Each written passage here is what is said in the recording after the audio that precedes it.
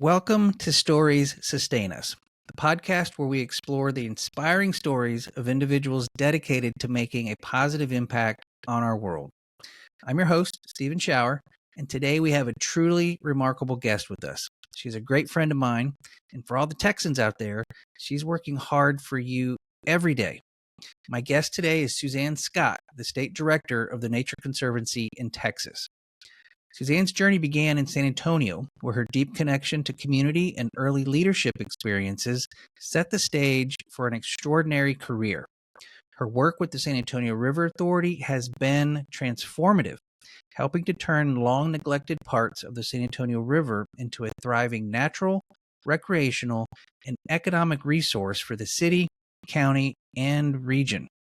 In her role with the Nature Conservancy, Suzanne is leading efforts to protect over 1 million acres of land, conserve vital water resources, and restore critical ecosystems all across Texas. Her work exemplifies the balance between the needs of people and nature, ensuring a sustainable future for both. We'll also discuss in this episode the ambitious 2030 goals set by the Nature Conservancy and how collaboration, kindness, and compassion are central to Suzanne's vision for a better future. Let me tell you a little bit more about Suzanne Scott before we get into this episode. Suzanne joined the Nature Conservancy in Texas as the state director in November 2020, after a 20-year career with the San Antonio River Authority, serving as its general manager for 13 years. If you're not familiar with the state of Texas, let me tell you, it has wide open spaces, thriving cities, a strong farming and ranching culture, and a rapidly growing population.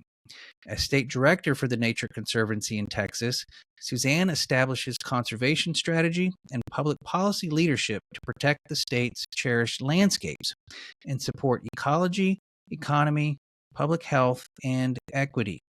Collaborating closely with the talented staff of dedicated conservationists, scientists, and multidisciplinary experts, she is focused on promoting resilience through on-the-ground nature-based projects in rural and urban communities and along coasts, while supporting the protection and restoration of connected and diverse habitats and ecosystems throughout Texas.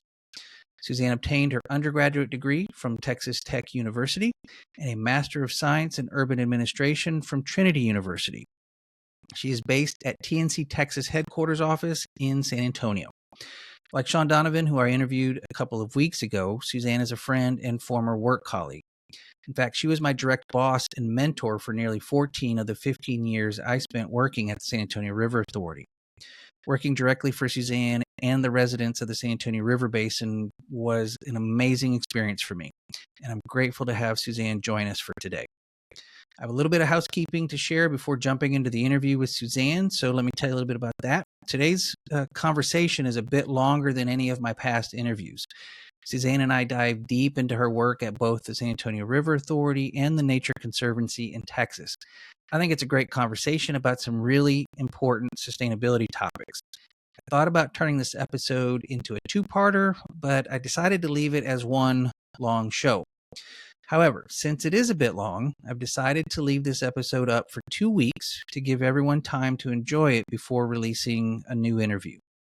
So, with that housekeeping out of the way, get ready for an insightful conversation with Suzanne Scott, filled with inspiration, practical wisdom, and a powerful reminder of the difference each of us can make here on Stories Sustain Us, where we are inspiring action through the power of storytelling. All right. Well, Suzanne, welcome. Welcome to Stories Sustain Us. Thank you for joining me this morning. Well, thank you so much for having me. I'm really excited to be here with you today. Yeah, good to see you. I know I just did the introduction and let everybody know that I've known you for quite some time. So thank you for taking time to join me. It's nice to see you and always good to catch up with you. So thanks for being here. Well, it's my pleasure. And congratulations on this great podcast. It's really been very interesting learning about all the great folks that you come in contact with. And I've always been amazed by how you can just create really great relationships with so many people. And that's really wonderful. No, thank you. I appreciate it. I'm having a lot of fun with it, and yeah, I'm meeting a lot of really interesting folks from around the world, and Yeah, I'm having a blast with it. So thank you for that compliment. of course. Appreciate it. So you know the format, you know then what we're doing. We're going to jump in and hear a little bit about your story, and then we will eventually, when we get there, we'll talk about your work as the state director of the Nature Conservancy in Texas, which I'm super excited to hear about. So let's jump into your story first. What's your story, Suzanne? Tell me a little bit about your life. Some of this I know because we've worked Y- together for so long, but the Yes, audience doesn't. So tell us yes. your story. Well, in thinking about my story, I think I have to first start about the fact that, I've been in San Antonio. I grew up here. I really love this city.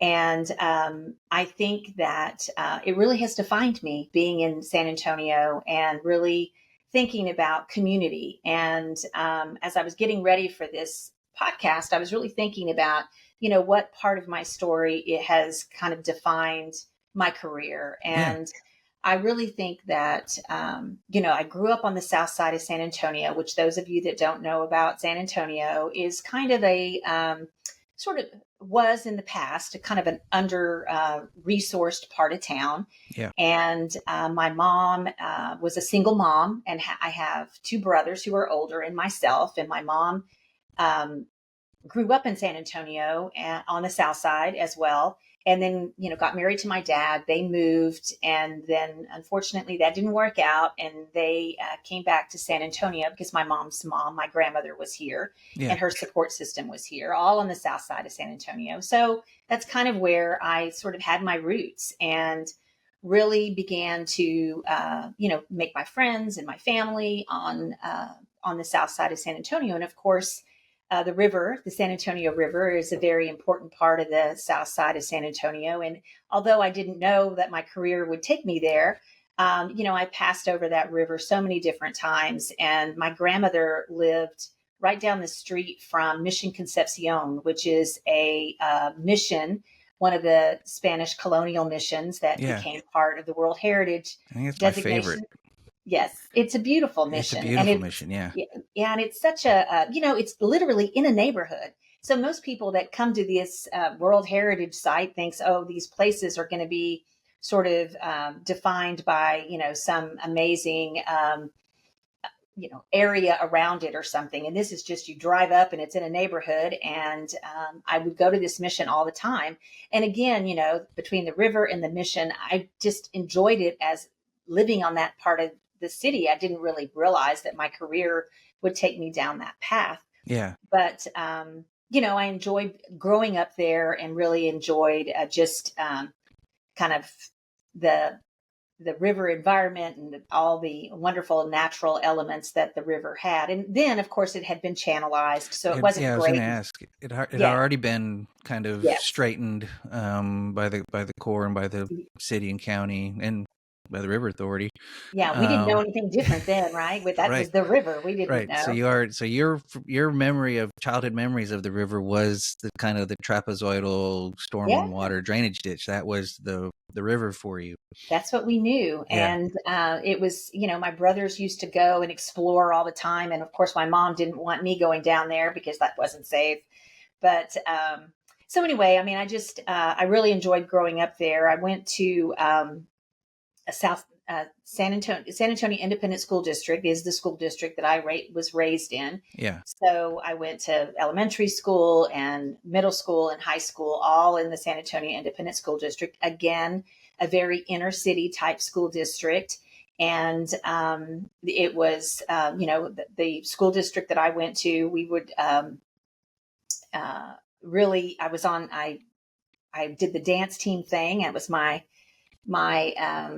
uh, engagement with sort of extracurricular activities. So I Yeah. danced a lot when I was younger. My mom got me in dance. And really, I started that because I had some weak legs when I was younger, and my mom just thought dance would kind of get me, Yeah. better, would strengthen my legs. So that's kind of how I got into it. And I was glad I did because, dance is a very engaging, Yeah. you work with a lot of other people and, you sort of have to work the routines out and all that. So So through dance, I became very involved with the dance team in high school. And that was really my first opportunity to kind of have a leadership role and try to start to deal with trying to get people to go in the direction that you would like them to go. And how do you use leadership Yeah. skills to figure out? Organize people to go a same direction for the Yes, same purpose. Yeah.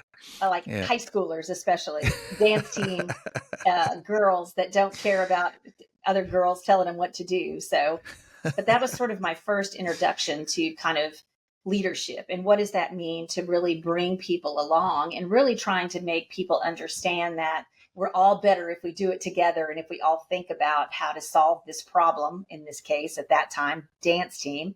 But I really didn't realize then that those very foundational times of bringing people together and trying to figure out how to lead them was something that I would really enjoy, working with people and trying to get, have people Yeah. have their best selves brought forward. And what could I do to make sure that you develop someone in a way that empowers them and they feel good about what they're doing and that we all feel good as a team.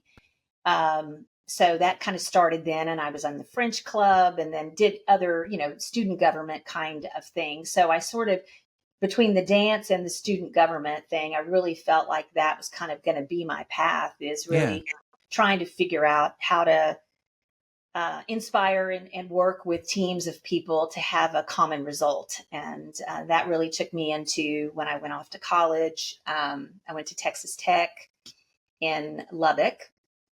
And Which, for those who I went, don't know the size of the state of Texas, that's like 5 hours away from yes, San Antonio, but it was, still in Texas.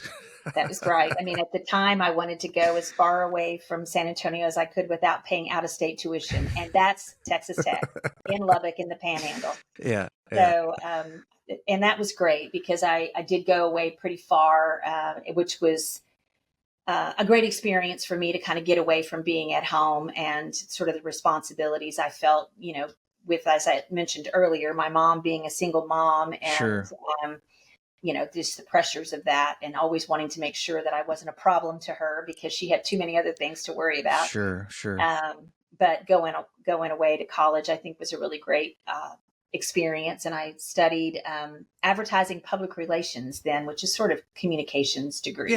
Yeah. And while I was there, I did, a lot of different leadership roles. I was in a sorority and of course immediately took on some leadership roles there. And I was in other organizations in college, but really because I just enjoyed it. I enjoyed working with people and solving problems and having, again, shared outcomes of what we were all trying to work on. Yeah. So, then as I finished my career, I really didn't think I wanted to come back to San Antonio, but I did. I came back to San Antonio and I got a job working at what was then the Southwest Craft Center, which was this is early 90s ish. I graduated from college in 85. 85. Okay. Didn't know if it was late 80s, early 90s. Yeah. Didn't want to. Yeah, I was I'm guessing old. for the younger age, just trying to Yes, be. yes. I graduated from Tech in 85 and came back to San Antonio and got a job at a small nonprofit. It was an art school, Southwest School of Art. They're on the Riverwalk. Now, Southwest Craft Center then. Yeah. And it was a place where, local artists would come together and teach classes to people.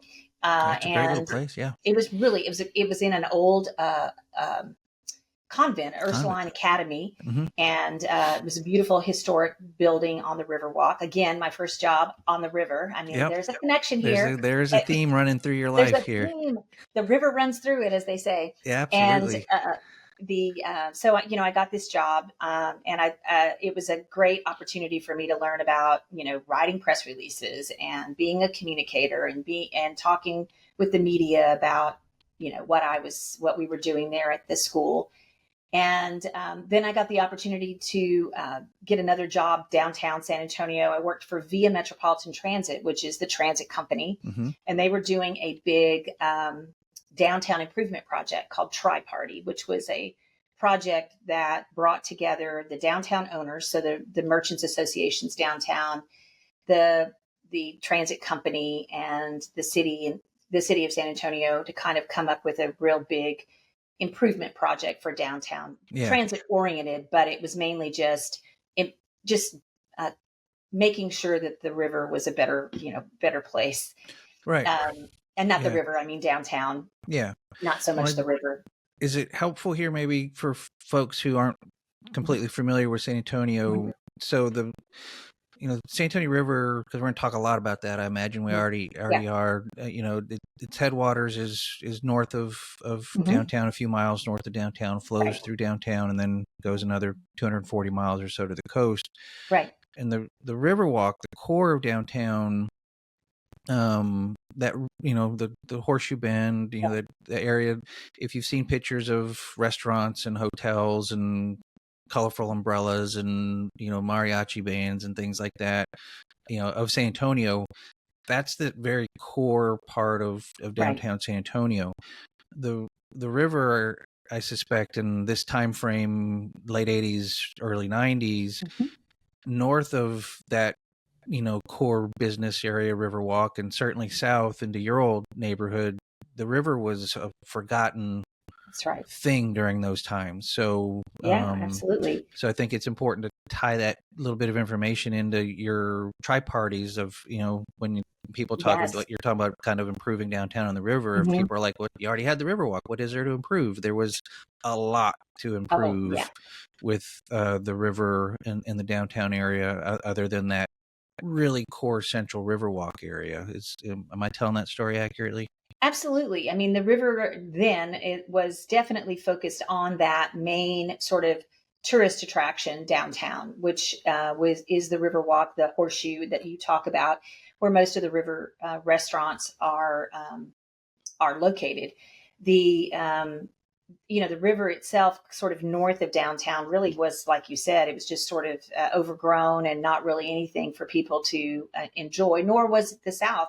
Although the missions were there, as I mentioned earlier, there was not really very much of a connection. There was complete disconnection. The disconnection. There was no trails at the time. There was really not much at all.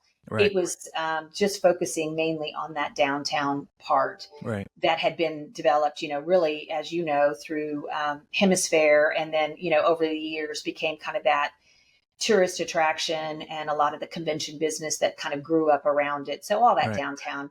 So when we were doing the Tri-Party project, which was, I guess, at this point, 90s, early 90s, most people, the downtown was really had not had a whole lot of investment, to be quite honest, at that time. And there were a lot of vacant storefronts, and people were it was, not a very safe place to be quite honest. I mean, people would sort of be on the Riverwalk, and that was kind of okay. But when you started walking around downtown, it really wasn't any place that people wanted to be. So the city was trying to use any way they could to try to invest in downtown. And this was one way to do it, is through the federal government was putting a lot of money into transit at the time. And they really wanted people to kind of use transit money to kind of stimulate economic development, which was kind of what this project was.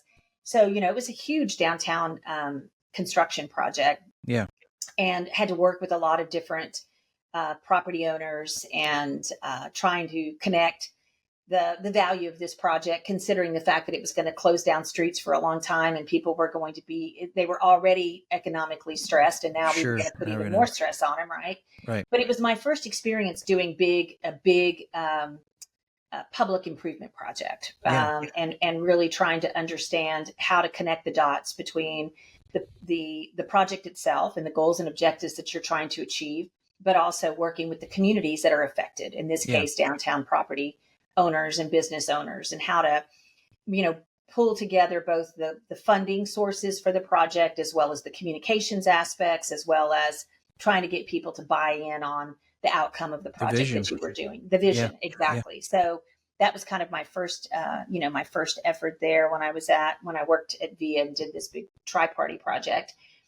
And then I, as the change in my life at the time, I was, and I'll share this with your listeners, is they can appreciate the challenge. I was working at VIA, and it was going, I did the Tri-Party Project, and then I got promoted and did other great work at VIA, just moving through there, mainly I moved more into the intergovernmental relations, community relations, communications aspect of that job. And unfortunately got into a situation with who was the board chair at the time. It was a sexual harassment situation with the board chair at the time, which was a difficult thing as a woman professional at that time of my career. And I had to really decide to leave at VIA at the time, and which was unfortunate because I really loved the job. But, I had to make a decision to separate myself from a very uncomfortable situation. And so I did. Yeah. So at that time, thank you for sharing that. I knew that piece of your history, and I wasn't going to ask about it because it's such a personal piece of your history. Thank you for the vulnerability and courage of sharing that, because I think that's an important thing to share. As you're, a woman leader who's accomplished so many incredible things during your career, and still, is accomplishing incredible things. To tell that hard part of your story, your truth. Thank you for doing that. I think it's important for people to hear that that's it's not that people don't know that's a real thing, but it's a real thing. It happens. It's a real thing. And for you to share about it and talk about it. Thank you for doing that. I appreciate it. Well, thanks. And, it was a hard time. I mean, It wasn't like I'm now many years later, I can kind of say but it was a defining moment. I mean, I think it is a defining moment in my career and as a woman, and as a professional, because as I moved through my career, especially as people remembered that, because it was all over the news at the time. It was pretty, when I left, it wasn't, but the person who was, I was in this sexual harassment situation did the same thing to someone else who came into the position after I left. So it was kind of that second person that came after me made it more public, and so it kind of brought me back into it later in my career. Yeah. But I think that it's something that everybody faces challenges in their careers, and I think it's how you come out of those challenges and how do you develop where you're going from there. And I think that's what I tried to do from it as I moved through my career. But at the time, it was very difficult, and I had to make a decision to leave. So I did leave, and I decided to go back to school at that time. I decided, I'm going to take a break a minute and just figure out what I'm going to do. So I went back and got my master's in public administration at the time, because I really felt like this trajectory of working in the public sector was really where I wanted to stay. And so that's what I did at that time. I went back to school and got my degree in urban. Trinity, right? Yeah, Trinity, at Trinity University. And then during that process, I got a internship at Bexar County. And this guy that I knew, my mom actually knew him. Marcus Johns was his name. And my mother asked if he would give me an opportunity to get an internship at the county. And he said yes. So I went and worked, there, got my internship to finish up my master's degree, and then ended up working at Bexar County, which was transformational. Of course. I didn't know that part of your story. You got to thank your mom for getting your little toe in the door there. That's right. Yeah. I mean, it's all about relationships. Just like I said at the beginning, it's all about who you meet along the way. Yeah, our relationship wouldn't have happened, I imagine, without your mom helping you out there. So that's a neat little piece of your story I hadn't known. I didn't know before. So anyway, I started at Bexar County, and then that's where I really got introduced to sort of the trajectory of my life with the River Authority. And, the county was going to be putting a lot of money. We had a big flood. I don't know if you have talked about the big flood, since that's what you're doing now, but we had a pretty big flood in San Antonio in 1990. 98? 98. Yeah. I was thinking 98. Yeah. My daughter was October born of 98, if I remember right. October of Yeah. 98. Yeah.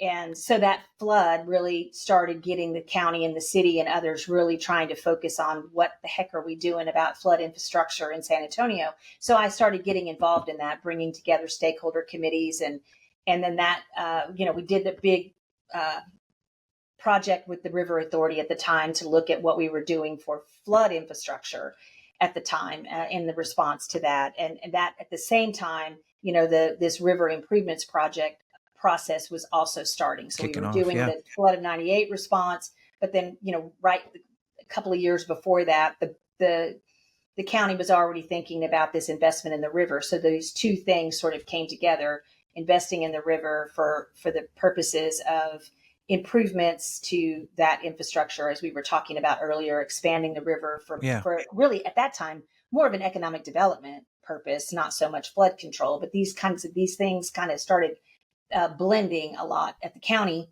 Yeah, multi-purpose. Because it's like life and safety, which was the flood side, with economic development, and how could these two things come together. So yeah, the county, obviously started investing in the river improvements project.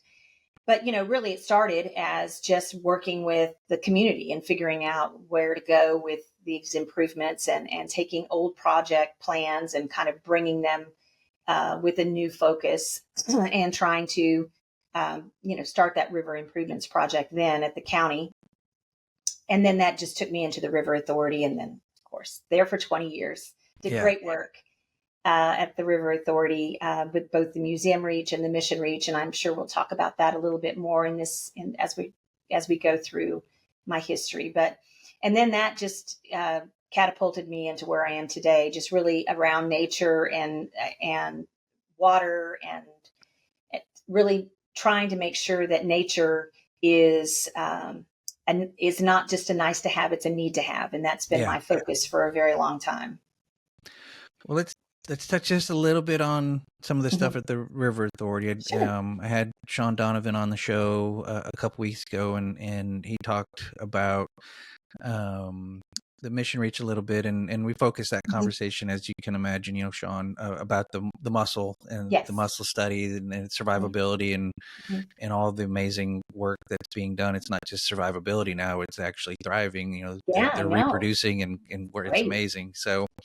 But tell me, we didn't, in that interview with Sean, we didn't get too deep into the San Antonio River Improvements Project, and you were absolutely the catalyst for that. And I know you'll be humble, and you're going to give credit to 1,000 other people who deserve credit, including Judge Wolf and Mayor Hardberger and a bunch of other folks. But I was there, with you for 15 of those years, and you were the glue that held that project together. You were the one behind the scenes that made it happen. The elected officials and so many other people are rightfully so deserve credit because that's where the money came from and everything. And of course, they need the kudos and all the recognitions that come with that. But behind the scenes, getting the job done day in and day out, that project, I know, wouldn't have happened certainly the way that it did now, being a globally recognized project. It would not have happened without your leadership. So I would love to hear your thoughts a little bit about what you think about it. I mean, now that you're separated from it by a number of years, and what's your recollection of working on that project? Because it was amazing to see you work on it and learn from you and support you along the way. But how do you feel about it now that you're not so in it anymore? Well, I'm extremely proud of that project and all that was accomplished. And yes, it took a lot of people to get that project done. And I think that, I walk the river, frequently, just because it's, the Nature Conservancy's office was at the Pearl until we moved here last year. But when I started in this job. I was at the Pearl, which is on the museum reach, that northern And we didn't extension of the tell, river. that was not part of the conversation a couple weeks ago. So if you want to Okay. tell people what that is, that's new Yeah. information. No one's heard anything about that yet. So what is the Well, museum reach? the River Improvements Project was sort of 3 phases. Well, it's more 4 phases if we want to consider Eagle Land. But Yeah, I'll sure. just the big projects were sort of downtown. We did at the beginning. We did some improvements to the downtown section. That section that we talked about earlier. That was that historic part of the river. There was lots of that falling apart. So the first part of the River Improvements Project was just to kind of shore up that downtown. And then there was the museum reach, which went north into the museum section, where there's several museum establishments on the northern part of the river. And then south is the mission reach, which, we were talking about, where the mussels are, where Sean is. And we call it the mission reach because the Spanish colonial missions are located on the river there, and kind of why those Spanish colonial missions were established there back in the 1700s was because the river was there. The flora and fauna of the river kind of established and supported those Spanish colonial missions that were there in the 1700s. Yeah. But the museum reach is more of the kind of an extension of the river walk in more of a formal setting and more of a designed Riverwalk extension that kind of has different, as you're walking up it, there's sort of different themes, but much more manicured, and kind of similar to what you would see downtown. But it's more of a live, work, play environment. Downtown, very much of a restaurant district, more of the play, not the live, although a little bit more of that now, but historically more the play. Now, as you're moving up to the museum reach, there's a lot of residential development there. And the kind of anchor tenant on that was an old brewery, the Pearl Brewery, that the guy who owned Pace Picante sauce, if any of your listeners know about Pace Picante sauce, that was bought through Campbell's Soup Company, I guess, bought that Pace Picante back in the day.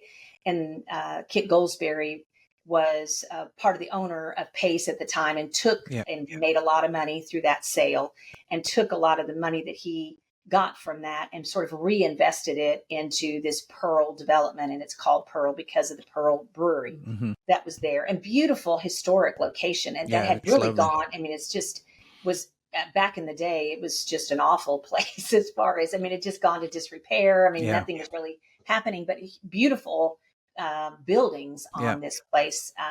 But he bought it, and it was right on the river, and became kind of that anchor tenant that really encouraged the city to do something. When he was going to come in and put a lot of investment there, they thought, okay, let's extend the river. And so, we looked at how to do that. But the project itself, ended up, having pedestrian and barge connections all the way up from the downtown Riverwalk all the way up to Pearl. And Pearl has become a destination in its own right. It is a lot of restaurants and entertainment and residential, and has a fabulous farmers market that people go to. It's very much of a gathering place for the city, and has stimulated all kinds of economic development. You were part of that. Yeah. That project paid for itself many times over. After 5 years or so. Yeah. But initially they thought it was going to be closer to 10 years for the payback, and it happened much faster, even in after a recession and the downturn. The downturn. So anyway, that project has been very successful, but it was a great achievement, and I was very proud of that one. And it was funny because most people felt like once we did the museum reach, we were not going to do the part that went south. Because as I said, when I told my story, the southern part of San Antonio had long been under-resourced, right? Yeah. Nothing, we just sent our floodwaters down south. We sent our sewage down south. We didn't really do much to the river at all down south. And it was trapezoidal channel. It had been channelized, take all the natural parts of the river out. Even though we had all of this wonderful history and all these great places with the missions, as I mentioned, and other beautiful historical parts of San Antonio, it was just sort of not invested in. And so once we did the museum reach, everyone thought, oh, great, they're going to stop. They're done. Yeah. They're done.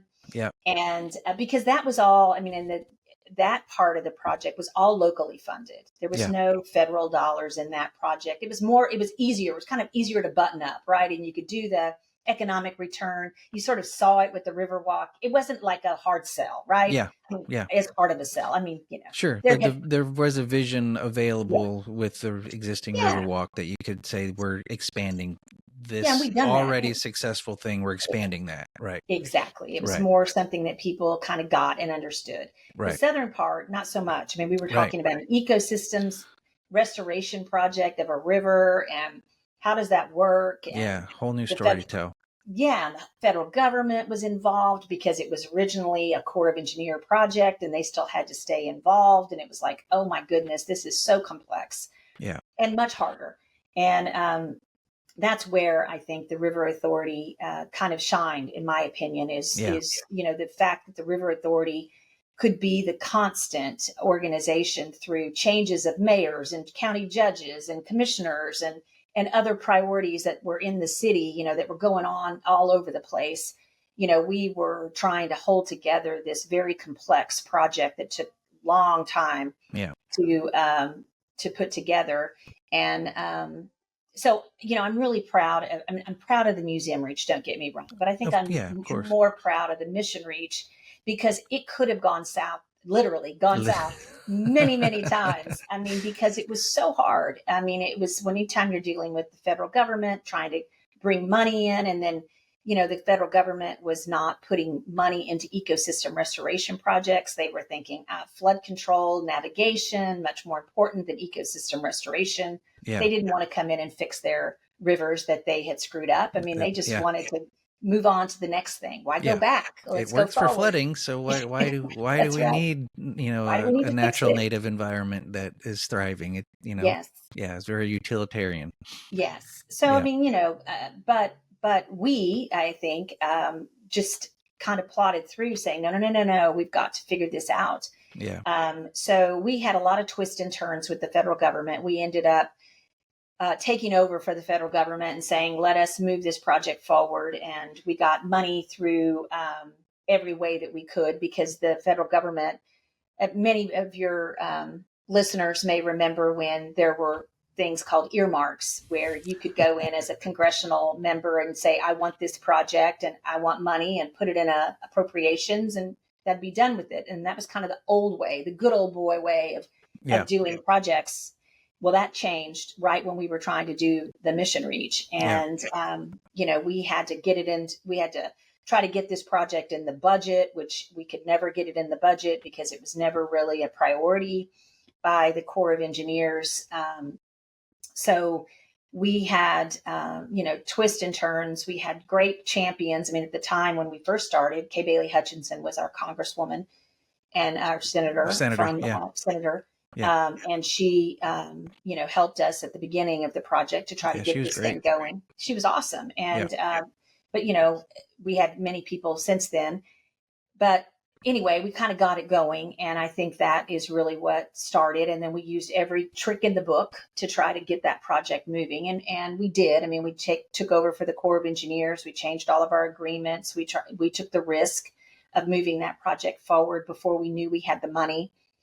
But finally, I think just through our sort of tenacity and persistence, as well as with, people like Nelson Wolff, as you mentioned, the projects sort of had the right time, people coming together at the right time to make a huge project happen. Yeah. And thank God we did, truly, because now, I mean, that is, as Sean is telling you, the ecosystem is better and it has healed itself. I mean, the birds have come back, the mussels, all the natural environment, the ecosystem has really thrived. And I was just driving down there the other day, and just the trees that we planted, these little bitty trees are now, sticks, really, they're growing. So I think the lesson is that, hard projects take time, and they take people to be committed to making sure that they happen. And I was, I'm very proud that we were able to get that done, because look what's happened since. I mean, we got the World Heritage designation. We've gotten, the ecosystem is strong and healthy. The people love that project. It's constantly being voted one of the best projects, best trail projects, best place for people to take their families, on and on and on. People love it. And even though it's not that manicured river walk that people were accustomed of knowing about the river, now people are seeing the river, more of a natural river in an urban setting. And because of your great work, it was recognized by for the International River Prize, and has now seen something that is world renowned. People come and want to see it, and you've done yourself many lectures all over the world about how that project came to be. And I'm very proud of the accomplishments that we all were able to make together. And giving it back to the community. I think that's the theme here, is something that you work so hard on, but it improves your community, and it improves, with my connections to the South Side, I think I had that passion for it anyway, but I wanted to give something back to the community that I think, and I believe that they would love, and they have. Yeah. It occurred to me today, when you were sharing your story. I mean, I knew you grew up on the South Side there around Mission Concepcion and everything. We had, I don't know how many times we've talked about that in our years of knowing each other. It didn't occur to me until just today, though, how special it must have been for you when we did the phase 1 grand opening there at Concepcion Park. And I was so focused on just putting that event on and trying to make sure the event happened. It didn't occur to me that day or since, like, wow, this is beyond your professional accomplishment that day to be proud of that day, that your family tie, your childhood tie to that very area where we had this big celebration. And it just occurred to me that must have been a uniquely special day for you beyond professional pride. So absolutely, I remember that day. It was very emotional. Just the fact that the river was going to be something that those families could now come down and actually enjoy, and not be afraid of being down there and being in a safe environment, knowing that over time that project was going to really be a destination that people would enjoy so much. And it was really very special to me, because it is someplace now that families of all walks of, they come from all over the everywhere. city. I mean, again, that as I said before, people didn't go to the South Side. They just didn't go. They didn't understand and appreciate. And, you really can't, if you won't take care of something unless you appreciate it. And how many times have we said that, getting people access to the river, and people, any place, and whether it's San Antonio or any place, if you want someone to really appreciate a place, you have to have access to it. People have to understand and want to have that same amount of connectivity and passion for it. So now bringing people from more the resourced sides of San Antonio down to a place that was really not a destination that anyone would think of. Now, people all over, and visitors are especially coming to go to the Mission Reach of the San Antonio River, because you can paddle it now. Not in addition, we haven't even talked about that. The fact that now, people can paddle the river, that they didn't get to do that before, and they can ride their bikes, and they can bring their families, and they can picnic, and they can fish, and they can really have an interaction with the river, which I think is so awesome. Yeah. Well, that was a great day, and I'm glad for you. Like I said, I apologize for not thinking about how this personally important it was to you, because I was so focused on just the job at hand that day, is making sure it all went well. Well, I think that's, that's what we all do. I often people will say, don't you remember all the difficult times of these projects? And I'm saying, no, I don't remember any of the bad times. I only remember the good celebrations. Times. Put those parts behind us. Yes, it was challenging, but it's move on. Yeah. And that was the day it was Secretary Ken Salazar announced his, the federal support for going after the World Heritage designation was at that event. So again, tying the success of the river, and we weren't even done yet. We only had the first mile of that 9-mile project done, and he was already so impressed with what we were doing with the restoration and the recreational connections, and he could see the future as Yeah. well as what it, as well as you did, and others could because of Mm-hmm. your great storytelling abilities, and so that announcement that day was also part of what changed the South Side, its future trajectory with that with the international World Heritage Mm-hmm. recognition from the UN. So Yeah. all that ties in to that one day, and Yes. I'm really happy for you. I'm Well, thank you. a new level of happiness for you, because I was already Oh, thrilled that day to be part of it, but just yeah. to have that connection made in my brain of that was important to you. I'm gonna cry Yeah. because Yeah. I care a lot about you. Oh, you're so So sweet. Well, yeah, it was an amazing day, and I remember even sitting there when we did get the World Heritage designation when we were in Bonn, Germany, when we got that yeah, designation. How all that had come together just over tied so together. much Yeah, time. I mean, it's just you really do get just emotional about it because you think of all the hard work that everybody put in, yeah, but the benefit to the community. I mean, that is just so enormous. amazing. Yeah. Yeah, and will be for decades to come. Oh yeah, So yeah. sure. All right, so let's transition. Get me out of tears and transition into new stuff that I haven't talked to you about, because I Yes. so your work at the Nature Conservancy in Hmm. Texas Hmm. also incredibly important for communities, not just in San Antonio now, but you're doing stuff to make the entire state a more livable place. Hmm. Tying together the importance of nature Hmm. to economics and to livability, and future climate change issues, which I do want to chat with you about, because I know that's a interesting subject in Hmm. Texas to talk about. so Yeah, it so is. so what are you doing these days? What is life like for you as the state director for the Nature Conservancy in Texas?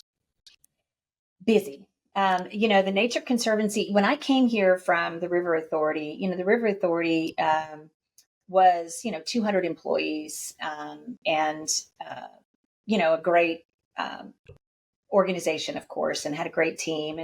But it was 4 counties, Bear, Wilson, Carnes, and Goliad, kind of a regional entity. The Nature Conservancy, I didn't realize, I mean, I knew it was a big organization, but didn't realize quite until I got here how huge it is. Yeah, But, the River Authority is the largest global environmental, the Nature excuse me, the Conservancy. Nature Yeah, Conservancy is the largest global environmental organization. It is in like 77 countries, every state in the United States, just all over the world, and a big, big organization. And, doing amazing things all over the place. I mean, you constantly can look and see wonderful projects and big ecosystems that are being protected all over the world by the Nature Conservancy. Credible people doing amazing work, and working directly with indigenous communities in countries all over the world and protecting important ecosystems, and which is great. And I'm really proud to be part of an organization that's having such an incredible impact on the world. And here in Texas, I wanted to, when I decided to leave the River Authority to come to the Nature Conservancy, I really just wanted to sort of uh, understand and learn more about the conservation efforts throughout the state, yeah, and really try to figure out if what we had done here in San Antonio could sort of be, growing it into other communities, and how to protect these ecosystems. So I didn't even know what I was getting into when I came here. But the one thing that I really learned very, very fast, two things. One is, in San Antonio, and I know you and I have had conversations about this quite a bit, and it's probably different from where you are now, but remember, we used to think, gosh, where are all the environmental groups in San Antonio? yeah, It was like us on our own, and we were a government, right, at the River Authority. We weren't even a nonprofit. I right. mean, there were a couple of nonprofits, but nowhere near what you The, would think we there would was not a have in big the city of voice. San Antonio. No, it Right. wasn't. And when I came here, oh my goodness, the number of nonprofits throughout the state of Texas working in these other cities, Dallas and Houston and Austin and other just larger environmentally based NGOs. I mean, I just didn't, just incredible amount, and which I was so impressed by. It's like we don't have those in San Antonio. And I'm sure up where you are, that's just a vast number of nonprofits who have been working in this space for a very long time. But it was new to me. I just didn't realize, and so many partners doing incredible work. I mean, we're a land trust. The Nature Conservancy in Texas is a land trust. I didn't even know really what that was, other than Green Spaces Alliance was the one I knew about in because I was on that board for a while in San Antonio. But again, there's tons of them all over, and important, doing great work for land conservation throughout the state. So, I mean, that was the first thing that I really learned is, wow, I'm so glad there were more people working on this than when we were in San Antonio struggling to get people to come to Citizens to be Heard. I mean, it was just hard. It was. Can y'all help us support this? Yeah. We need some cover. We need some people to show they care about these environmental, sustainable issues we're trying to push. We still don't have very many in San Antonio, unfortunately, but we can talk about that maybe if we have time. But so anyway, that was one thing. And then, of course, raising money. I didn't know anything about how to run a nonprofit. I mean, back in the day when we worked with government, we knew at the very beginning of the year how much actual money we had to do work with. And in collecting taxes. Yeah, exactly. When you have tax dollars, you sort of know how much you have. Well, in the nonprofit world, you said a budget is a plan. It's a plan. And then you have to go out and raise the money in order to do the actual work that you want to do. And fortunately, the Nature Conservancy, because of its global reach, has a lot of folks that support the work of this organization. And the Nature Conservancy in Texas has been here. We're celebrating our 60th year this year in 2024. So there is already a network of supporters, and which was fortunate. And I kind of learned about that, but still continuing to do the great work that people want to participate in.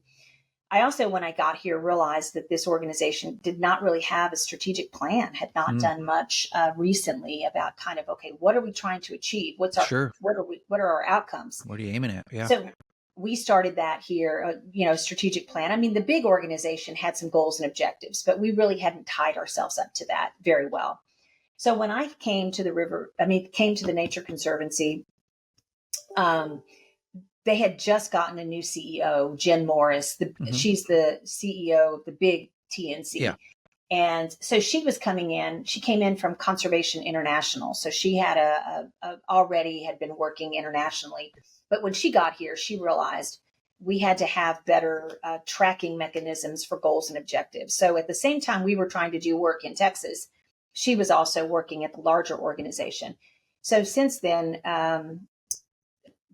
the Nature Conservancy came out with what we call our 2030 goals, and it's setting pretty aggressive goals in areas of land, water, coast, and climate.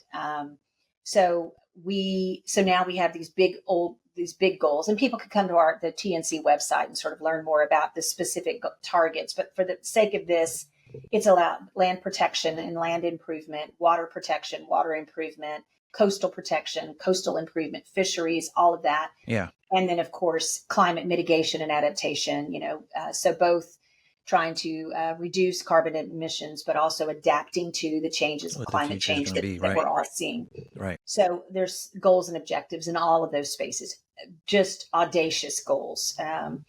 And there's a lot of, even within the Nature Conservancy, people that felt like these goals were just unattainable. Too big.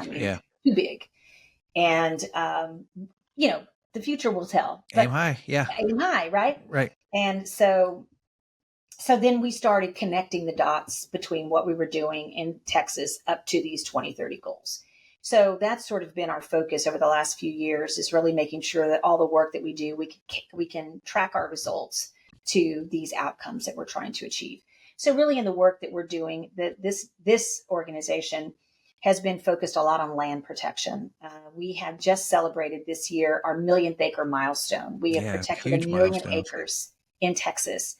And for a state that has a lot of public land already, some folks may say, 1 million acres, really? You're celebrating 1 million acres? But in Texas, that is hard because it's a huge deal. Yes. Over 95% of the state is privately owned. And when you're talking about land protection in the state of Texas, you're talking about working with individual landowners and trying to figure out and encouraging them to protect their land. And that is something that this Nature Conservancy chapter has done just incredibly well over time. We've done it in several ways. We do conservation easements on people's property. So you go to a private property owner and you say, hey, what do you want this property to become? And many of them have a conservation ethic. They want to protect the land because they see the wildlife, the water, the value of the land and the landscape. So many landowners, generational ownership for a lot of those ranchers and farmers as well. Exactly. And they want to protect that. And then we've done a lot of work with Texas Parks and Wildlife, where we've acquired land from private landowners and then passed it on to Texas Parks and Wildlife to make parks out of it. So like Enchanted Rock, you love that place. Beautiful.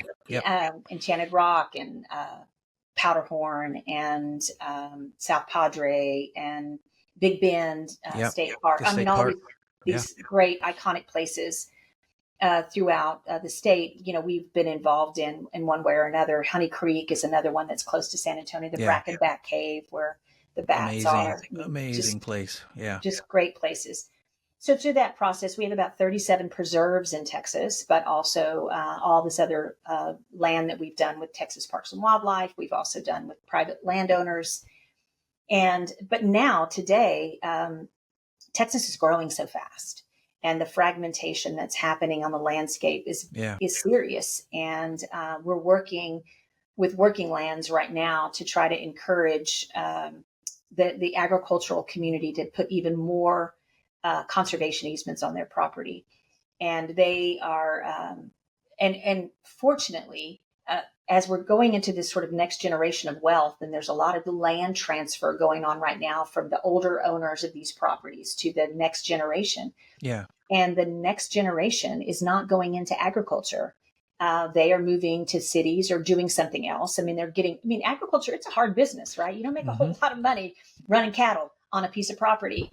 And so that fragmentation and that ownership issue, that shift of ownership, is a serious threat to land conservation in the state of Texas. So we're working a lot in that space, trying to ensure that the land that is already working lands stays working, and that we also work with, try to restore grasslands, habitat on these lands, not only protect them, but also restore them and improve them.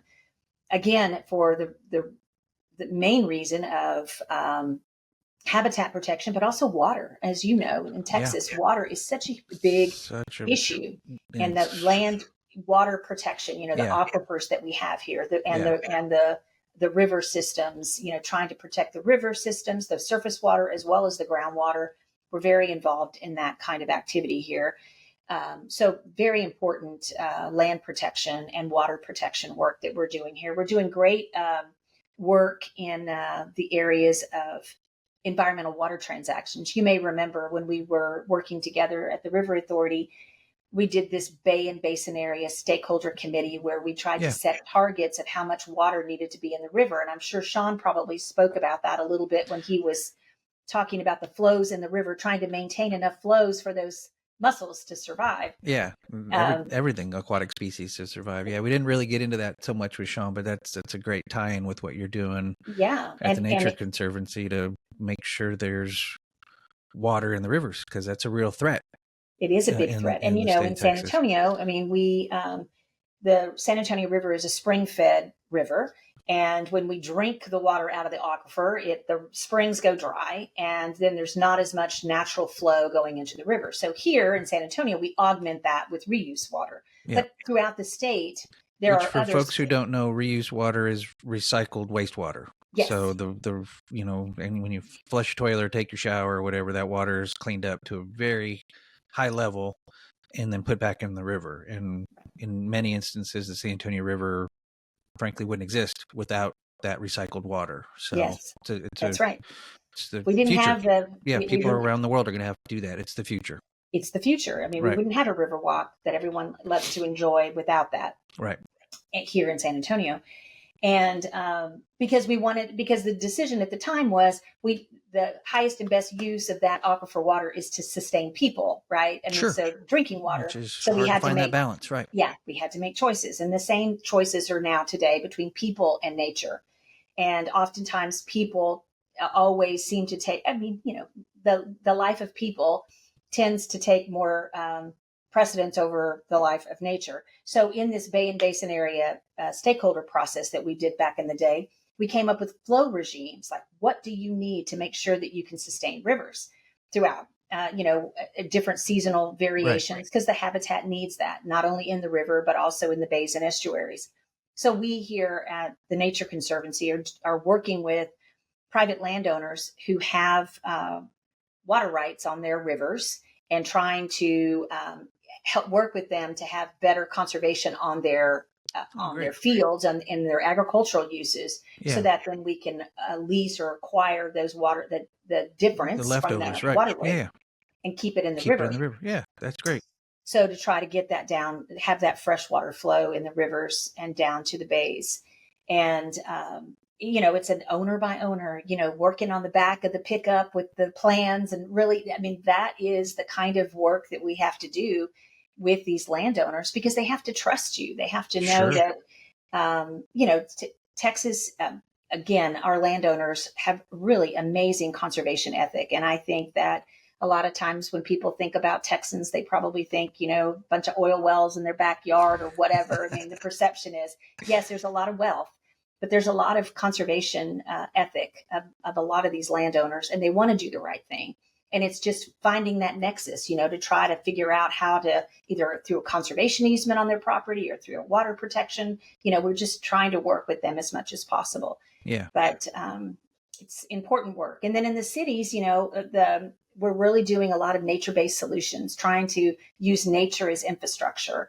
And that's been sort of my pet project since I was at the River Authority, what we called then low impact development, but now it's sort of nature-based solutions, trying to incorporate nature as we develop as a community and all the stacked benefits that come from that. Can you give an example of what that is? I know what that is because I've worked with you for so long, but there might be people listening or watching that like, what's a nature-based solution? What's low impact development? What's like an example that someone could easily understand what you're referencing? So let's think about that Walmart parking lot that maybe most people would be familiar with, big box store. The traditional way of building those big box stores is that you have a big parking lot, a lot of asphalt that is out in front, and all that impervious cover, which when it rains, of course, instead of that water being able to percolate, if it kind of pre-development, now it's all concrete or asphalt, and it just runs off, brings all those pollutants from that parking lot and goes into a drainage outfall into a creek, ultimately into the river. So by incorporating nature, you may either have a bioswale, like a place where you would add a natural feature in that parking lot where the water would run to that natural feature, which would be vegetated with natural plants and good soils, where it would absorb those pollutants and that water, kind of slow it down, soak it in, spread it out, so that by the time the water ends up getting to the creek or the river, it's been filtered out of pollutions, it's slowed down in its velocity, it's not bringing all of that intensity with it that it would off the impervious cover, and it also now has it's cleaner. Yeah. And so by the time it gets to the creek or river, it's better, purer water. It's not great, but at least it's better than it would have been. So nature is functioning, and I think that's the biggest thing that we're trying to do. Is nature isn't just a beautiful amenity; it is actually a functioning part of our cities. Not only for the water improvement that I mentioned to you, but also heat island. Of course, areas where in August right now, it's extremely hot in San Antonio. Yeah. And one of the reasons we moved away. That's right. Lucky you. It's 106 degrees, and and when you want to walk down a street and there's no trees, I mean, there's that you can't survive. You can't Right. even walk from a bus stop. I mean, it's just really intense. Right. So really trying to get communities to think about nature-based solutions and trying to incorporate trees and vegetation and grasslands from a functional perspective. Yeah. It's also good for air quality. I mean, these are things that most people that aesthetics, it makes the area look nice. yeah, I mean, there's yes, all kinds of quality of life right. attached to it, economic benefits Mental attached to it. health. I mean, all the other things that come with nature. Yeah. And for a long, long time, people just built with nature in parks. Okay, we checked the box for nature. It's in a nice little park Go over here. there. Yeah. Yes. And you can't. So now we're just really working to try to encourage more development. So we've done a lot of studies in the Dallas area that can show that if they were to incorporate more nature-based flood control and stormwater projects, they could reduce the amount of flooding in the Dallas area. They could improve their water quality. They could reduce heat island effect. So we're just everywhere we can. We've done it here. We just got something passed in Austin with a new policy, a new resolution that they're encouraging all of their consultants to incorporate nature-based solutions in the designs that they're doing for infrastructure. Trying to do some of that here in San Antonio. But again, just shifting the way that we're developing in the state to at least consider the role that nature can play as we're developing in Texas. I mean, we're growing at a very fast pace, and we need to think about things differently than we have in the past. And for audience members and listeners, Texas is like some places, particularly in the South, where water and rain kind of drains directly to creek and river. There's other places around the country, around the world, where that stormwater runoff goes into a captured system and goes to a treatment facility. That's kind of the way it is here. But still using nature-based solutions in those systems is still beneficial as well. It's less, rainwater and waste and everything going into your wastewater system to be treated later, or those have overflows because the systems can't handle the human waste that's going through the pipes as well as the influx of rain, and so then you have overflows that are damaging and all kinds of mess. So these nature-based solutions can really work in any type of infrastructure system or any type of an environmental system. There's as you said, ways to incorporate nature into our infrastructure, so we're getting all these multiple benefits from nature. Nature isn't just an afterthought, or like you said, go over there to see it in this one little park. It can be incorporated in everything that we do in our urban lives, which has all these benefits, which is great. So and I just think it's a shift in focus. And yes, these combined systems that you're talking about, nature-based solutions are still very important for that, particularly in managing the volume. I mean, if you're going to have have these natural systems and have a little bit of storage in them, and then release the water more slowly as it comes into the system, that always has benefits too. Yes. Mm-hmm. So I alluded to this earlier. I wanted to ask this question. How is it working in some of these cities in Texas? My recollection of Texas, there was a period of time where the words climate change were words you didn't want to use with certain elected officials because it just didn't resonate very well. So you had to find a different language to use, or a different way to talk about what most of us, I think, are recognizing as what's happening. That climate change is a thing. It's real. It's happening. Humans are involved in the reason for it being accelerated. My recollection was, Hurricane Harvey started to change that perception for people in Texas who may be right of the political center.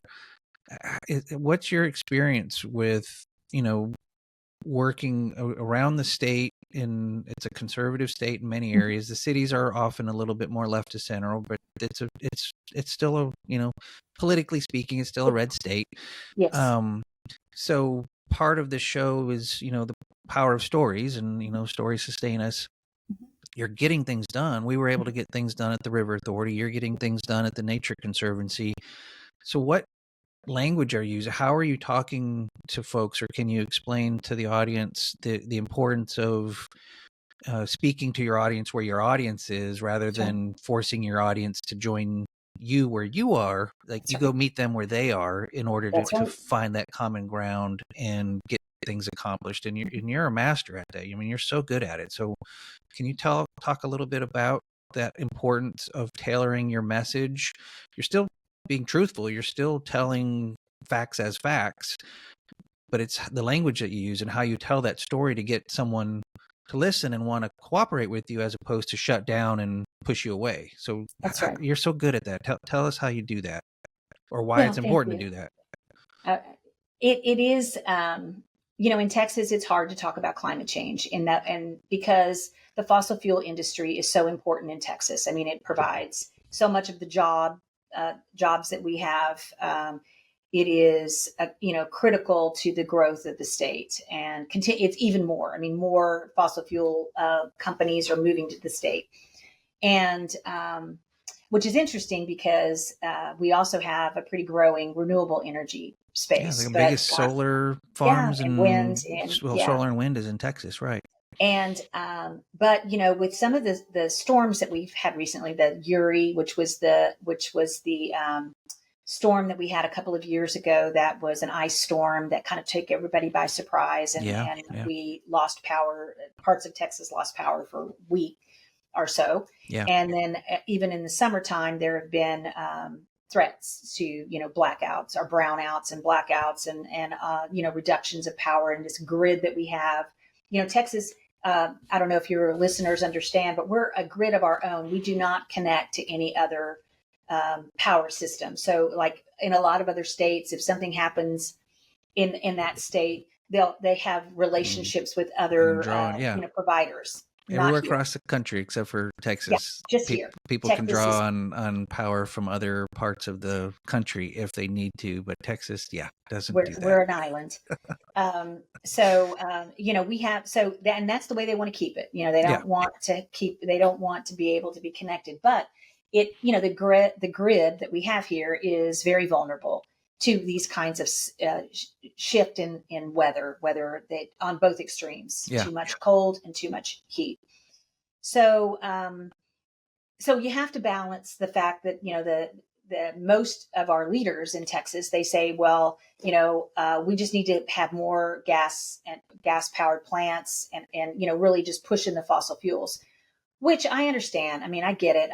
But so what we really talk about is that sort of balance. We've got to be sure that we're balancing, and many of the companies, and not surprising probably to your listeners, but probably people that just don't want to talk about it, is many of the same companies that are the fossil fuel companies are also in the clean energy transition, because they know they have to be, yeah. It's because they're for getting their, pressure from other yeah, states, other countries. I mean, these companies are not just isolated in Texas. They have a global reach, right. and everywhere they go, they're being pushed to do cleaner energy. Yeah. So Well, that's that's where happening their here. future markets are. So they Yes, that's evolving to continue to make money in a new market, right?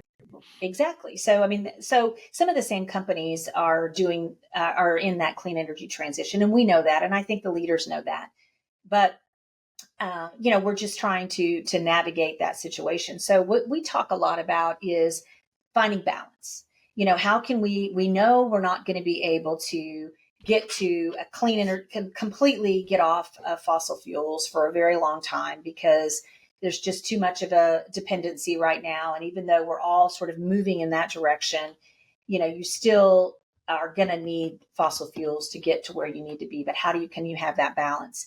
So that's what we talk a lot about, is trying to balance from a policy perspective. How can we try to encourage here in Texas, landowners can make their own decisions, right? I mean, if you want to put a solar farm on your property and you're going to get enough money from that, the landowner should have that right. Well, now what we're starting to see is one landowner may want to do solar.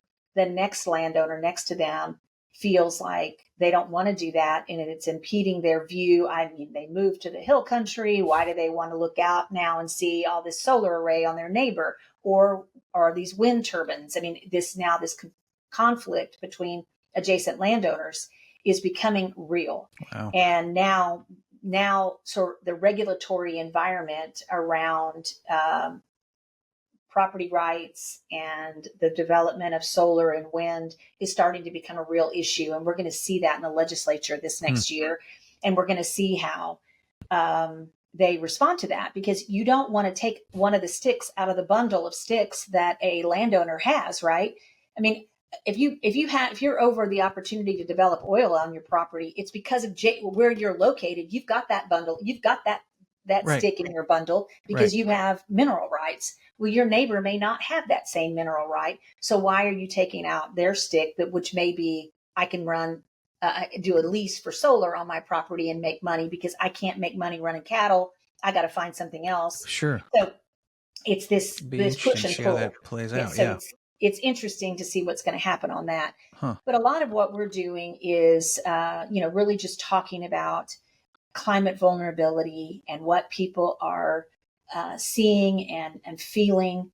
We do a polling in this state. Everyone, I mean, both sides of the aisle, the public agrees that things are changing.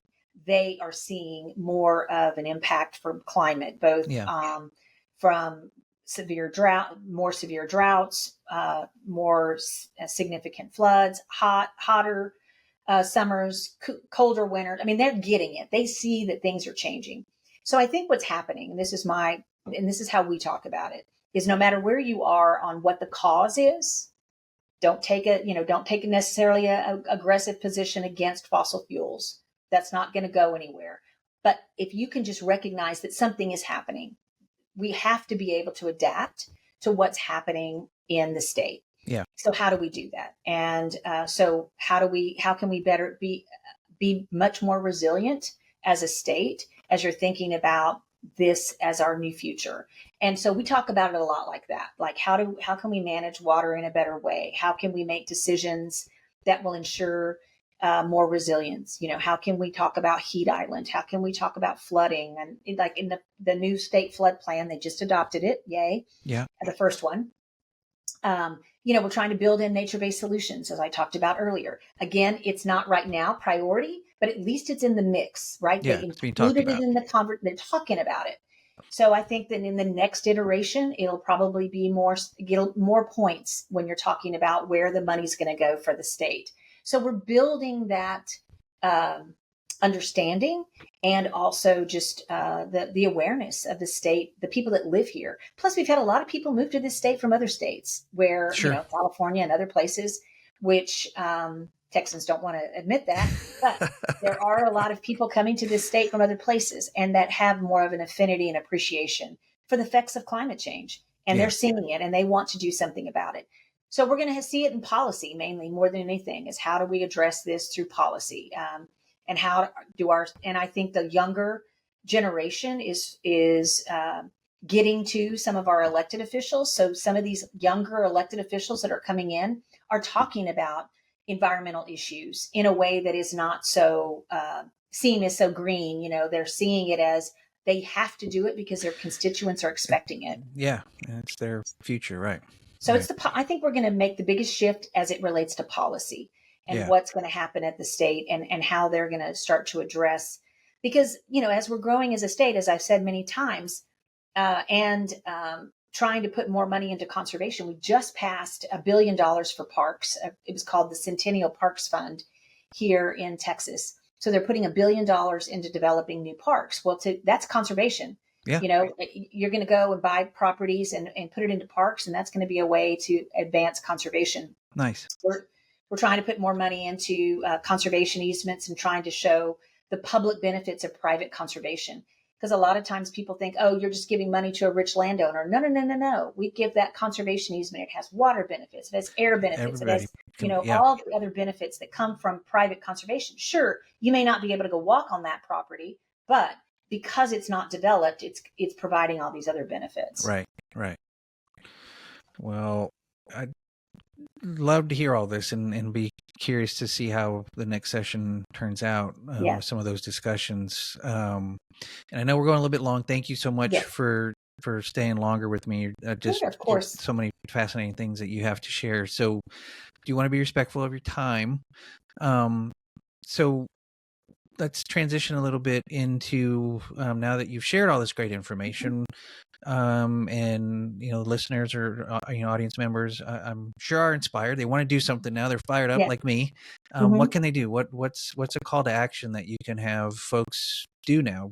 Go to website, support Nature Conservancy, support their local folks. What's your call to action? Yeah, of course. Well, the Nature Conservancy is all over. So please look up. I don't know if all of your listeners are exactly in where you are, or if they're all over the place. And I'm assuming your growing audience is all over the place. So I would encourage that folks go to find out if they have a Nature Conservancy in their particular state. They probably do, because they're in every state. But also, I mean, even though I love the Nature Conservancy, I think it's also important, find that place in your community, that local based nonprofit that is doing great work to clean up the river, or to think about pollinator habitat. That's a big deal. Or looking at nature, native plants. Become a master gardener. Just really understand and appreciate the role of nature, and how we all individually should be doing things in our own lives to make sure that we're protecting nature. Think about what you have in your yard. Do you have the most native plants? Is water an issue in your community? If so, make sure you're thinking about drought tolerant type planting. Every community is different, and every community has different environmental challenges. But I say, understand what that environmental challenge is in your community, and then do something about it. What can you do? Every individual, every person can make a difference. I also think, I always tell people, find out where your water comes from. Surprisingly, people turn the tap on and they think the water is there. They don't know if it's surface water. They don't know if it's groundwater. They don't know if it's a reservoir. They don't know anything about where their water comes from. Educate yourself. Find out where your water comes from. And then what are the threats to that water supply? And what do they need to do? And talk to understand what they're doing at your local city or state, or understand the policy issues. Because again, voices matter. And we're in an election year right now. I would encourage people to know what the platform is of those elected officials that are coming up for election. Understand where they stand on these issues. Ask the questions. Because again, if we just sit back and think somebody else is worrying about that, then if you have hundreds of thousands of people that are saying somebody else is worrying about that, then no one's worrying about it. Right. But as I said earlier, the elected officials listen to what their constituents say is important. They will shift if their constituents say this is important. And especially if they're reasonable. I mean, you got to be reasonable in the arguments that you make about environmental issues. If you're going to be too far on either side, people tend to close down. Yeah. But learn the issues and understand where people are on both sides of those issues. And then you can make a reasonable argument, and you can go talk to your city council and make a difference in policy. Because I tell you, policy is going to be where the biggest changes occur. I mean, you could see through the Biden administration and the amount of money they've put in renewable development. Boom. I mean, there's a lot more renewable development. Policy matters. Right. And it does shift where the investments are being made. So I encourage people to just become aware, understand, educate themselves. Love it. Love it. Well, I will put in the show notes the Nature Conservancy's main website, and I'll also put in the Nature Conservancy in Texas website so folks can support your organization, but certainly hope they listen to your advice as well, and get involved, get engaged, and wherever they are, wherever they happen to be listening or watching. So it takes all of us. It does. Every bit matters. Every little bit helps. That's Absolutely. Right. So I think that's been a consistent message that many of my guests, you're guest number 12 on the show, and that kind of is a constant refrain that everybody keeps saying of everything matters. Get involved, do something. Don't sit on the sidelines. We can't have anybody sitting on the sidelines any longer. Everybody needs to be involved. We can't afford it. And you as we think about, we look at what people are doing in Europe, for example, and we always think, okay, well, that's a different culture. They've done this for a very long time. Well, it had to start somewhere, right? Yeah, right. So it started somewhere. So let's Right. bring some of that, sort of environmental ethic that it's just become part of our lives. Yeah. And I think that's what we need to do. Yeah. We absolutely need to do and that. as you talk about, it's balancing. That's another message that's pretty constant on the show is it's balancing that people, planet, and profit, that triple bottom line, and moving away from just the shareholder first or the profit first or profit only model that we've been so used to the last several decades, and moving to a balance. So it's not about doing away with profit or capitalism. It's just about evolving it, changing it, and looking at these other things, social issues and environmental issues in the context of economic issues as well. So that's what I hear you saying, and I am on board. All right. So last three questions, and then I'll let you get. So I do the same three questions to every guest. Talk about hard stuff on the show, and climate change and problems and droughts and freezes. All this stuff can be hard, and environmental climate anxiety is a thing. There is people are worried about our future. So I always want to try to end on a hopeful note. And hope being kind of defined as you can envision a better future, and you have some agency. There's steps you can take to help this better vision come to be. Right. So I'm going to ask you three questions. Just give me your first gut reaction to the questions, All right. Kind of rapid fire, and talk to you a little bit about hope. So Suzanne, what makes you hopeful? What's your vision for a better future? Could be for you personally, professionally, or for the world. What's your vision for a better future? My vision for a better future is that people care about each other. I think kindness is important. And I think that if the more that people can see the kindness in others, then I think that they will want to take care of people and nature. So I'm hopeful about kindness. So I think the whole episode has kind of covered this answer, but just to give you a chance to add to it, why is kindness your vision for the better future? Because I think we need it.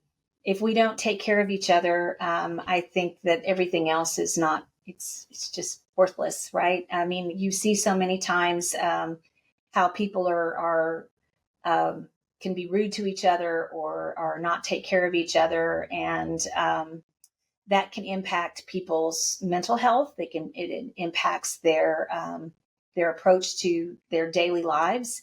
And oftentimes, when you see someone doing such a nice thing, it can change your day. It can change your outlook. It can really make you feel like it's all worth it.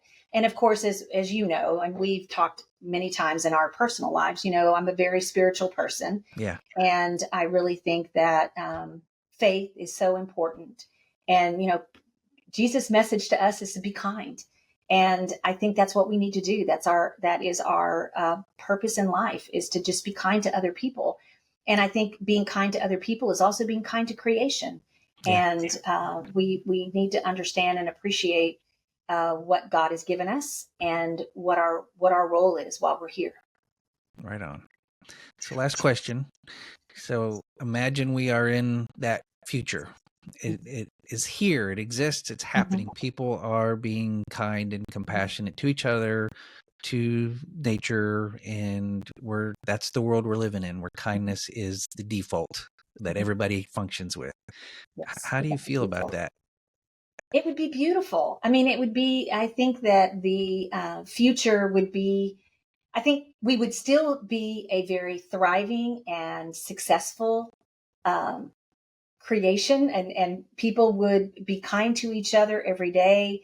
And I think that the planet would be a better place because people would be understanding and have more, they would listen to other people's point of view, and they wouldn't react so much. They would be in more dialogue rather than immediately trying to figure out a position, So I think that if people were just kind to each other, they'd be more respectful to each other, and they would listen and learn from each other. And by doing that, I think we would bridge so many gaps, and it wouldn't be out for ourselves. We would be out for the common good of everyone. because if everyone succeeds, we all succeed. And I think kindness would be the foundation that would set us on that trajectory, that people would just have more care and compassion for individuals and the planet. Yeah, love it. Well, I'm going to do my little bit to try and make your future vision happen. That's something that I strive for every day, to try and live a life where I'm showing kindness and compassion to myself and to others, right? It's self-compassion's a thing too. So, well, we have to all understand that everyone's coming to the day with whatever that happened to them that day, and it's their lifetime, whatever they're bringing with their life baggage. Whatever they're bringing with them, and you can't judge that, and you have to meet people and understand where they're coming from, because everyone has a tough life, Yeah. So. Well, Suzanne, thank you so much. Thank you for going long too. This is it's been a great conversation with you. Thank you so much for your time. Thank you for what you're doing in the state of Texas. Looking forward to when I get back there to seeing you in person and getting some good breakfast tacos or something again. I haven't had those for a while. We have the best here. You do. So thank you for including me. I really do. I appreciate the time, and it's great seeing you again, and congratulations on your success. Truly. Thanks, Suzanne. Likewise. We'll be in touch. Take care. Take care. Bye-bye. That brings us to the end of another inspiring episode of Stories Sustain Us. I want to extend my heartfelt thanks to Suzanne Scott for sharing her incredible journey with us today. From her early days in San Antonio to her leadership role in revitalizing the San Antonio River and overseeing conservation efforts all across Texas, Suzanne's story is a testament to the power of leadership, resilience, and community. Suzanne's dedication to balancing the needs of people and nature, as well as her emphasis on kindness and compassion, offers a powerful blueprint for creating a better future for all. I want to thank her for her work, her insights, and for reminding us all that meaningful change begins with each of us. And because this is my show and I can say whatever I want to right now, I'm going to take this moment for a bit of personal privilege to publicly thank Suzanne for the positive impact that she's had on my life. People come and go in our lives, and sometimes it's barely noticeable that someone was there, and other times people who are in our life really can change the trajectory of our lives for the better. And in this case, Suzanne is one of those people for me. I didn't know it. I'm sure she didn't know it when she hired me in 2007 to go work for her, how big of an impact she was going to have on my life. The work I was able to do for her at the San Antonio River Authority was, for me personally, just an incredible opportunity. I literally was given an opportunity to travel around the world to talk about the extraordinary work that we were doing there on the San Antonio River under her leadership. I mean, who knew on day one that I would be flying across the globe talking about the San Antonio River? But beyond the amazing travel experiences and some of those things that I got to do working for her, I grew immensely professionally and personally under her mentorship. And too often we miss the chance to say thank you to people. I've thanked Suzanne a number of times in our one-on-one conversations over the years, but I wanted to take this public opportunity to say thank you. It's important. And I would encourage you to do the same. If there's someone who's made a difference in your life, make sure you say thank you to them. Life is short and you don't want to miss those opportunities and regret it later. So in this public forum, thank you, Suzanne Scott, for making my life better. And thank you for everything that you continue to do to make the lives of the residents of Texas better as well. So with that, I also want to take an opportunity here, as I often do each episode, to thank you, the audience, as well. I hope you found today's conversation as inspiring as I did. Remember, every small action contributes to a larger impact.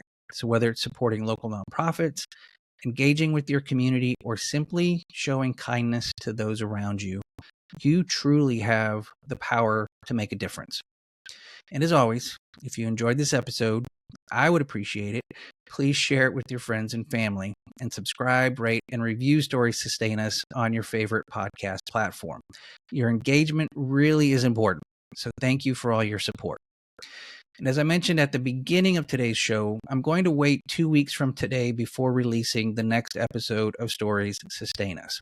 That'll give everyone time to catch this entire episode if they break it up into shorter pieces, given it's kind of longer than I normally produce. So 2 weeks from now, on the next episode of Stories Sustain Us, my guest will share a deeply personal journey about living with HIV/AIDS.